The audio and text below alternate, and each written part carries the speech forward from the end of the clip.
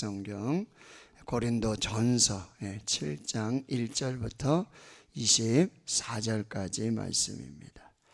신약성경 269페이지 고린도 전서 7장 1절부터 24절까지 말씀, 오늘 우리에게 주시는 하나님의 말씀을 함께 읽습니다. 너희가 쓴 문제에 대하여 말하면 남자가 여자를 가까이 아니함이 좋으나 음행을 피하기 위하여 남자마다 자기 아내를 두고 여자마다 자기 남편을 두라. 남편은 그 아내에 대한 의무를 다하고 아내도 그 남편에게 그렇게 할지라. 아내는 자기 몸을 주장하지 못하고 오직 그 남편이 하며 남편도 그와 같이 자기 몸을 주장하지 못하고 오직 그 아내가 하나니 서로 분방하지 말라. 다만 기도할 틈을 얻기 위하여 합의상 얼마 동안은 하되 다시 합하라. 이는 너희가 절제 못함으로 말미암아 사탄이 너희를 시험하지 못하게 하려 함이라. 그러나 내가 이 말을 함은 허락이요 명령은 아니니라. 나는 모든 사람이 나와 같기를 원하노라. 그러나 각각 하나님께 받은 자기의 은사가 있으니 이 사람은 이러하고 저 사람은 저러하니라. 내가 결혼하지 아니한 자들과 과부들에게 이르노니 나와 같이 그냥 지내는 것이 좋으니라. 만일 절제할 수 없거든 결혼하라. 정욕이 불같이 타는 것보다 결혼하는 것이 나으니라. 결혼한 자들에게 내가 명하노니 명하는 자는 내가 아니요 주시라. 여자는 남편에게 갈라서지 말고 만일 갈라섰으면 그대로 지내든지 다시 그 남편과 화합하든지 하라. 남편도 아내를 버리지 말라. 그 나머지 사람들에게 내가 말하노니 이는 주의 명령이 아니라 만일 어떤 형제에게 믿지 아니하는 아내가 있어 남편과 함께 살기를 좋아하거든 그를 버리지 말며 어떤 여자에게 믿지 아니하는 남편이 있어 아내와 함께 살기를 좋아하거든 그 남편을 버리지 말라. 믿지 아니하는 남편이 아내로 말미암아 거룩하게 되고 믿지 아니하는 아내가 남편으로 말미암아 거룩하게 되나니 그렇지 아니하면 너희 자녀도 깨끗하지 못하니라. 그러나 이제 거룩하니라. 혹 믿지 아니하는 자가 갈리거든 갈리게 하라. 형제나 자매나 이런 일에 구애될 것이 없느니라. 그러나 하나님은 화평 중에서 너희를 부르셨느니라. 아내된 자여 내가 남편을 구원하는지 어찌 알 수 있으며 남편된 자여 내가 내 아내를 구원하는지 어찌 알 수 있으리요. 오직 주께서 각 사람에게 나눠주신 대로 하나님이 각 사람을 부르신 그대로 행하라. 내가 모든 교회에서 이와 같이 명하노라. 할례자로서 부르심을 받은 자가 있느냐? 무할례자가 되지 말며 무할례자로 부르심을 받은 자가 있느냐? 할례를 받지 말라. 할례 받는 것도 아무것도 아니요 할례 받지 아니하는 것도 아무것도 아니로되 오직 하나님의 계명을 지킬 나름이니라. 각 사람은 부르심을 받은 그 부르심 그대로 지내라. 내가 종으로 있을 때에 부르심을 받았느냐 염려하지 말라. 그러나 내가 자유롭게 될 수 있거든 그것을 이용하라. 주 안에서 부르심을 받은 자는 종이라도 주께 속한 자유인이요 또 그와 같이 자유인으로 있을 때에 부르심을 받은 자는 그리스도의 종이니라. 너희는 값으로 사신 것이니 사람들의 종이 되지 말라. 형제들아 너희는 각각 부르심을 받은 그대로 하나님과 함께 거하라. 아멘. 바울은 이제 고린도전서 7장에서 너희가 쓴 문제에 대하여 이제 말씀하고 있어요. 고린도 교회 성도들은 바울에게 이런저런 교회 상황들 그리고 문제들을 또 소식을 알리게 되고 바울은 이제 하나님의 명령과 또 자신의 의견들, 이런 부분들을 나누어서 지금 권면하고 또 명령하는 것인데요. 특별히 7장의 결혼 문제, 그리고 독신의 문제들, 이런 상황들을 권면하고 명령하는데요. 이것은 사실 요즘 시대에도, 우리 교회도 지금 상황의 형편 속에서도 충분히 가능한 이야기고요. 충분히 우리가 하나님의 말씀으로 받고 또 사도 바울의 권면으로 받을 수 있는 문제들이에요. 그러니까 여러분들이 잘 또 살펴보면서 또 하나님의 말씀으로 받고 또 자신의 결혼 생활, 그리고 어떤 경건 생활에 좋은 그런 지침으로 받으실 수 있다라고 하는 거예요. 고린도 교회는 아주 결혼을 금하는 아주 극단적 금욕주의자들도 있었고요. 또 무분별적으로 성적 자유를 추구하는 사람들도 있었어요. 이게 양분이 돼가지고 자신이 옳다라고 얘기하면서 이게 또 분란의 문제가 되기도 했다라고 하는 거예요. 근데 이게 둘 다 모두가 교회에 문제가 될 수 있어요. 완전히 극단적 금욕주의자, 결혼 안 된다, 이런 부분도 있고, 그리고 무조건 너무 자유분방하게 이 결혼과 가정과 이 성생활에 대한 무분별한 절제 없는, 이것도 교회 문제가 될 수 있어요. 어느 한쪽으로 너무 극단적으로 치우는 것도 문제가 되고요. 이건 반드시 성경으로, 말씀 안에서 이거를 잘 분별해야 된다라고 하는 거예요. 1절을 보십시오. 남자가 여자를 가까이 아니함이 좋으나, 이건 결혼하지 말라는 얘기가 아니에요. 자, 음행을 피하기 위해서. 가정이 있는데 남자가 다른 여자를 가까이 하면서, 또 여자가 가정이 있고 남편이 있는데 또 다른 남자에게 이렇게 음행을 위해서, 이런 부분은 절대 안 된다는 거예요.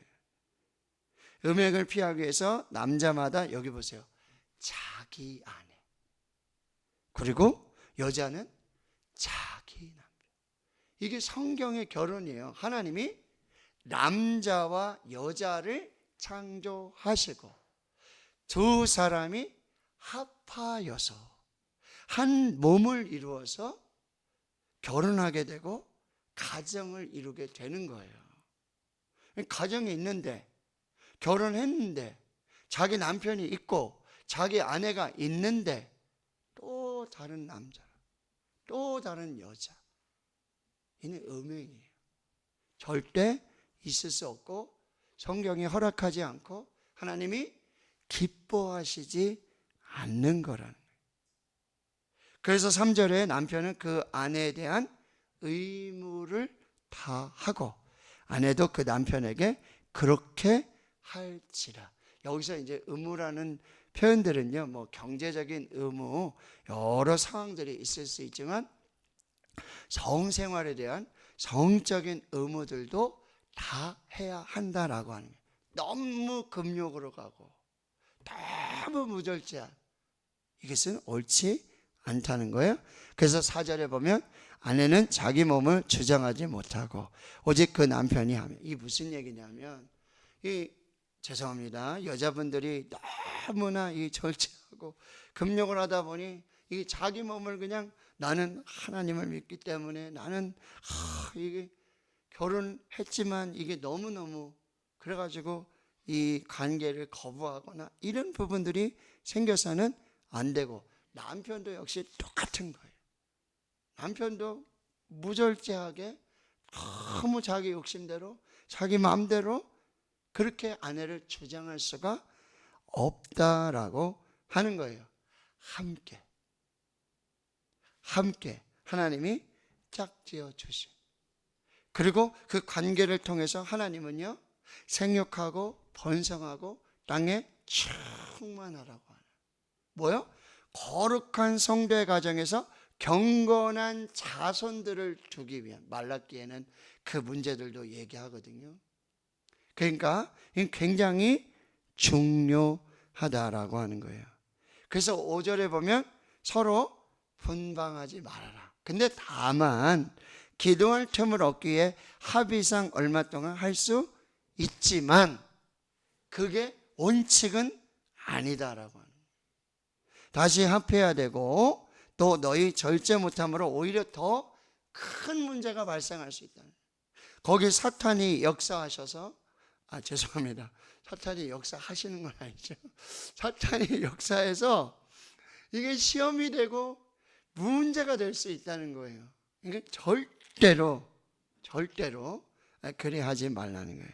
그래서 6절에 그러나 내가 이 말하는 것은 허락이고 명령은 제가 절대라는 표현 썼는데 이거는 정말 합의해서 부부가 얼마든지 지혜롭게 할 수 있다라는 거예요. 그런데 여러분 우리가 기도해야 되는데 기도할 문제가 있는데 가정에 부부가 합심해서 함께 기도해야 될 그게 있는데 이것과 이런 관계적인 이런 부분들은 잘 분별을 하라는 얘기예요. 자, 그리고요 7절에 이제 결혼에 대한 이 독신의 은사에 대한 이야기를 하고 있습니다. 자, 7절 나는 모든 사람이 나와 같기를 원한다. 이게 무슨 얘기냐면 바울은 결혼하지 않았어요. 아내가 없어요. 자녀 없겠죠. 근데 이것은 하나님께서 하나님의 나라와 복음을 위해서 이 바울에게 아주 특별히 주신 독신의 은사예요. 나는 가정을 이룰 수도 있고 자녀를 둘 수도 있어요. 네, 그러나 이 부분에 하나님께서 허락하신다면 나는 더 하나님의 나라와 복음을 위해서 더 최선을 다하고 충성을 해야겠다는 거예요. 이거 하나님께로부터 받은 거예요. 그런데 당시에 동일한 사람 누구 있어요? 베드로는 가정이 있어요. 아내가 있어요. 자녀들이 있을 거예요. 이거를 뭐가 맞다 뭐가 틀리다 이렇게 할 수 없다라고 하는 거예요. 그럼 캐톨릭하고 우리 기독교하고 또 이렇게 좀 될 수가 있죠. 그렇죠? 그런 부분에 대해서 너무 지나치게 이게 옳고 이게 틀리다 이것은 맞지 않다라고 한다는 거예요. 여기 보세요. 7절 그러나 각각 하나님께 받은 자기의 은사가 있어요. 결혼도 은사고요. 독신도 은사예요. 이런 부분들은 하나님의 부르심, 하나님의 사명 이 부분들을 잘 살피고 기도하고요. 우리 자녀들이 저는 결혼하는 것 그렇죠? 남자와 여자를 창조하셨고 두 사람이 하나님 안에서 성령 안에서 그리스도 안에서 한 몸의 가정을 이루어 그렇게 설교하죠. 그렇게 주례도 합니다. 그런데 여러분 우리 자녀들에게 만약에 정말 독신의 은사가 있다라고 한다는 부분 부모님과 잘 이야기를 일단 해야 돼요.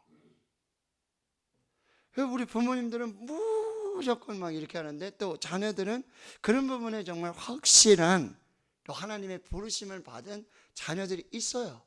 독신에 대한 이런 부분들은 정말 말씀 안에서 성령 안에서 지혜롭게 그럼 우리가 청년 담당 교육자는 저도 담임 목사님은요 결혼을 성경으로 말씀으로 지도하고 권면할 때에 이런 부분도 잘 살펴야 한다라고 하는 거죠. 그래서 8절에 이렇게 말해요. 내가 결혼하지 않은 자들 과부들에게는 뭐라고요? 나와 같이 그냥 지내는 것도 좋겠다. 그런데 절제할 수 없으면 결혼하라는 거예요. 정력이 불타는 것보다 결혼하는 것이 더 낫다라고. 자, 10절에는 이제 결혼한 자들에게 내가 명령합니다. 이거는 하나님께서 명령하시는 거라 하나님의 말씀으로 받으라는 거예요. 자, 결혼한 자들은 여자는 남편에게서 갈라서지 말고 남편도 아내를 버리지 말라. 음행한 영고 외에는 버리지 마. 하나님이 짝지어 주신 것을 사람이 나눌 수 없다라고 하는 거. 결혼한 자들에게는 하나님의 명령으로 받아야 된다는 거예요. 하나님이 짝지어 준 거 사람이 절대 나눌 수 없다라고 하는 것입니다. 자, 12절 그 나머지 사람들에게는 또 말하는데 이것은 주님의 명령이 아니라 바울의 권면이에요. 자, 보세요. 어떤 형제가 있는데 믿지 않은 아내가 있어요. 즉 형제는 하나님을 믿고 예수를 믿는데, 신앙이 있는데 아내가 믿지 않아요. 그런데 그 아내가 남편이 그 아내가 함께 살기를 원한다면 절대 버리지 말라라고. 또 13절에 어떤 여자에게 믿지 아니하는 남편이 있어요. 근데 이 아내가 함께 살기를 좋아해요. 이 여자는 신앙이 있어요. 믿음이 있어요. 근데 남편은 그렇지 않아요. 그렇다고 해서 남편을 버리지 말라라고 하는 거예요. 14절, 믿지 아니하는 남편이 아내로 말미암아 거룩하게 되고, 즉 이제 믿음을 갖게 되고 하나님을 믿게 되고, 믿지 아니하는 아내는 남편으로 말미암아 또 하나님을 알고 예수 그리스도를 믿을 수 있다라고 하는 거예요. 그렇지 않으면 너희 자녀도 깨끗하지 못한다. 뭐요? 가정을 지키라는 거예요. 자녀들을 뭐요? 신앙으로 훈련시키라고 한다는 거예요. 거룩한 가정이 되게 해야 된다는 거예요. 나는 믿는데 믿지 않아요? 그럼 갈라지자. 그럼 자녀들은 어떻게 할 거예요? 거룩한 가정, 하나님의 가정, 이게 자기 욕심에 따라서, 자기 기준에 따라서 이 가정, 이 결혼, 이 관계를 절대 해칠 수 없다라고 말하는 거예요. 15절, 믿지 아니하는 자가 있어요. 근데 갈라지게 되어집니다. 그러면 뭐요? 원하는 대로 하라는 거예요. 이런 일에 구애될 필요가 없다라고 하네. 그러나 중요한 것보다 화평이다. 화평이다. 가정의 화목, 부부의 화목, 자녀들과의 화목. 할 수 있거든. 모든 사람과 화목하라. 화평을 이루어야 한다라고 말하고 있어요. 그러면서 16절, 아내된 자여 내가 남편을 구원하는지 어찌 알 수 있으며, 남편된 자여 내가 내 아내를 구원하는지 어찌 알 수 있으리요. 자, 보세요. 결혼 하나님이 창조하신 거예요. 하나님이 제정하신 거예요. 가장 최초의 공동체가 가정이에요. 부부가 되고 가정을 이루는 거. 이 가장 작은 사회예요. 가장 작은 국가예요. 그런데 그 중심은 오직 하나님이죠. 하나님. 이것을 잘 분별하시라고 지금 말씀하고, 각자 정말 자기의 유익이 아니라 화목을 위해서 하나님의 뜻, 하나님이 기뻐하심, 이 부분들을 잘 살펴야 돼요. 그래서 건강한 부부, 건강한 가정, 건강한 자녀들, 그게 교회의 기초가 되고 사회의 기초가 되고 국가의 기초가 되는 거예요. 가정에서부터 뭐예요? 하나님의 나라가 이루어지게 된다는 거. 이걸 잘 분별하시라, 이렇게 말씀하고 있습니다.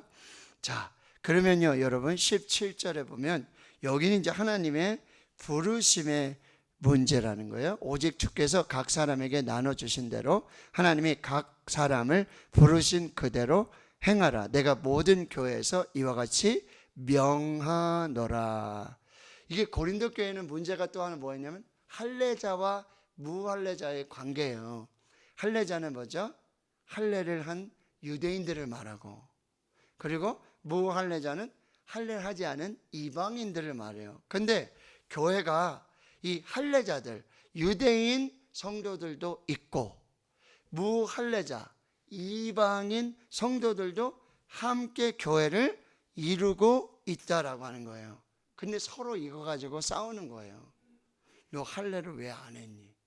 할례를 반드시 해야 되는데. 근데 이게 구원의 문제하고는 전혀 상관없는 거예요. 이 할례의 언약은 아브라함 때 뭐예요?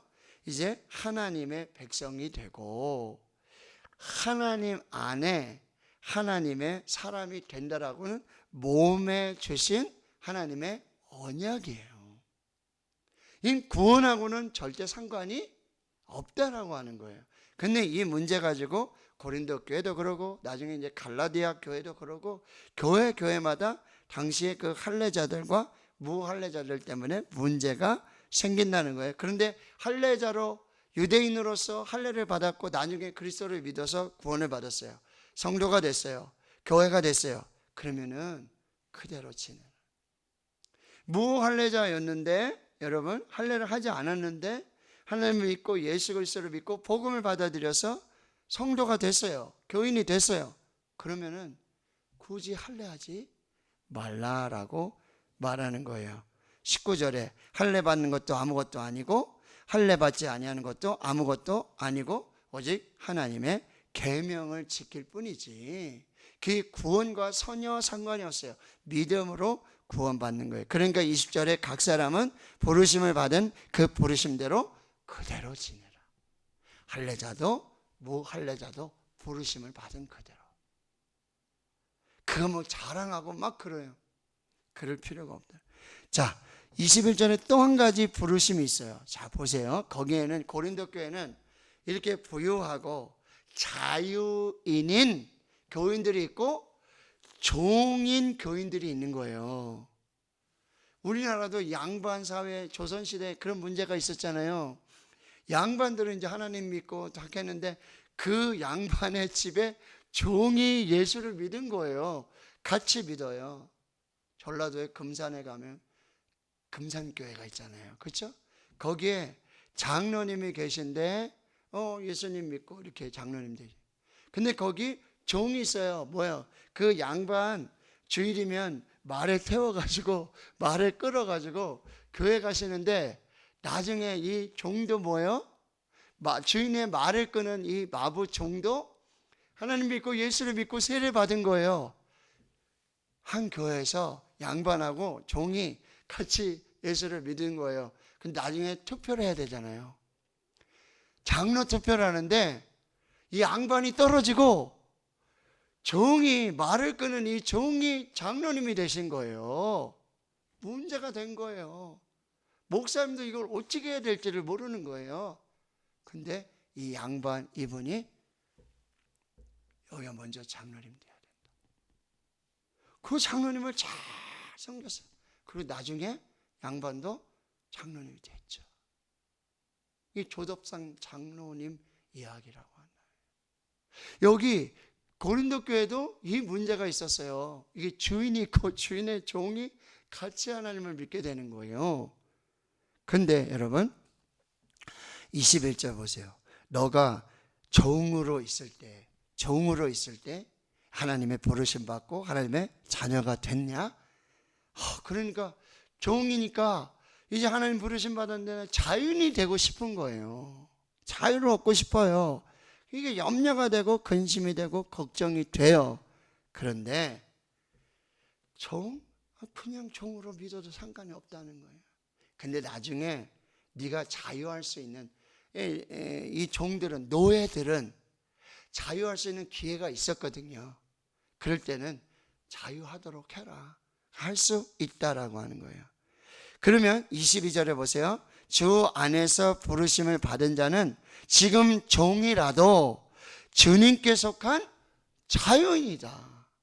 네가 신분이 종이라 할지라도 주 안에서 부름 받았으면 너는 자유인이다. 그리고 자유인으로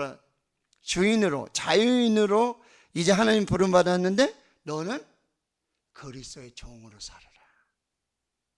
그 자유 가지고 그 자유를 자랑하며 이 종된 그리스도인들을 막 그렇게 하지 말고 너는 자유인이지만 너는 실제는 뭐예요?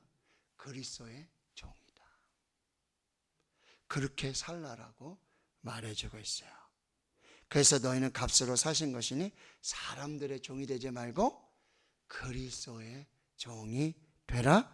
너희는 각각 부르심을 받은 그대로 하나님과 함께 지내면, 하나님과 함께 통행하면 자유인이든지 종이든지 아무 상관이 없다.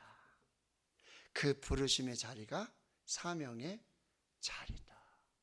결혼에도 사명이 있어요.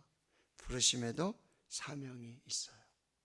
잘 분별하시고 여러분 교회에서 또 가정에서 우리 자녀들 신앙 지도 이런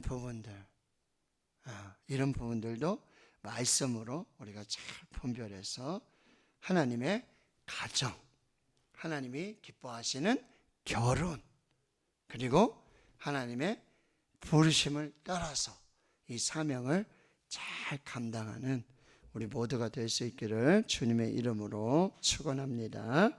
아멘.